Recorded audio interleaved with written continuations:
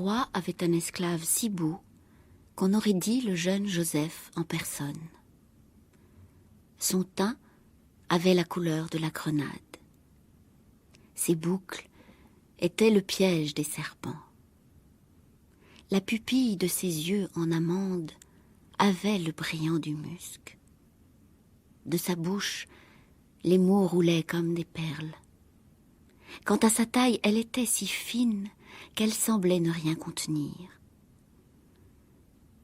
Sa bouche était un point imaginaire, aussi la raison à la décrire devenait incertaine. L'eau du Kevzar privée de ses lèvres était assoiffée. Le sabre d'Haïdar à côté de ses sourcils n'était qu'un poignard. Son amour chaud et vivifiant jetait l'intellect dans la stérile bigoterie. Bref, le roi, d'amour pour cette esclave, avait donné son cœur. Cette passion était sa vie. À toute autre affaire, il avait renoncé. Le soir, quand le roi ôtait sa tunique, cette esclave revêtait celle du servage. Il apportait au roi de l'eau, lui lavait les mains et les pieds, puis recouvrait sa couche. Il plaçait à son chevet un sirop de rose et du bois d'aloès. À chaque instant, il s'empressait davantage. Le jour, quand le roi siégeait sur le trône, il s'appuyait sur cet esclave au visage de lune. Vers lui sans cesse il regardait. Auprès de lui, il se pâmait, se ranimait. Le roi ne savait que faire. Ce qu'il savait, c'est que cet esclave lui ensanglantait le cœur. Mais de ce sang, l'esclave avait tant bu qu'il se pouvait que la douleur du roi un jour fût apaisée. Un matin, le vizir se présenta devant le roi.